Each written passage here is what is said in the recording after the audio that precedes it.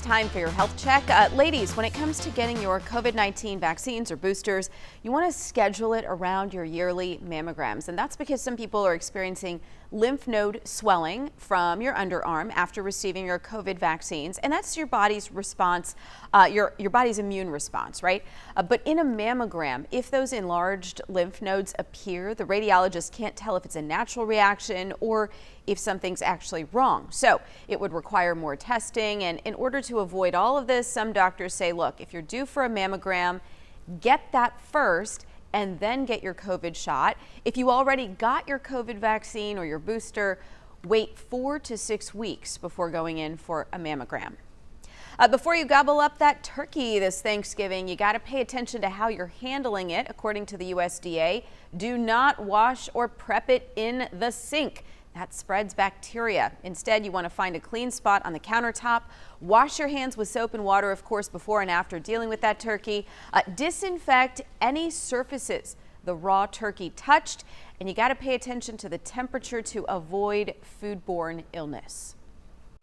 When you're defrosting a turkey or you're defrosting some frozen meat, it's always safer to defrost that in a fridge that's below 40 degrees because we really don't want it to reach between that 40 and 140, that room temperature, that danger zone, which is when the bacteria can grow.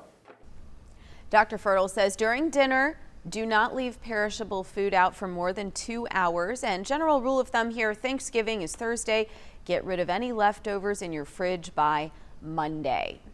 Finally, superstar musician, I should say, Nick Jonas is spreading awareness of living with type 1 diabetes. He's sharing stories of fellow diabetics on Instagram to highlight ways to manage the disease while still living out their dreams. One of those highlighted is Dallas native Trevor Gray. He's a 19-year-old with type 1 diabetes and Down syndrome. Clearly a big Nick Jonas fan there. He's got a great video too that they shared on Instagram. You got to check it out. Really sweet story. By the way, Jonas was diagnosed at age 13. So we love to see folks reaching over, helping out other young people. For sure. All right, Greg, speaking of young people, I'm just kidding.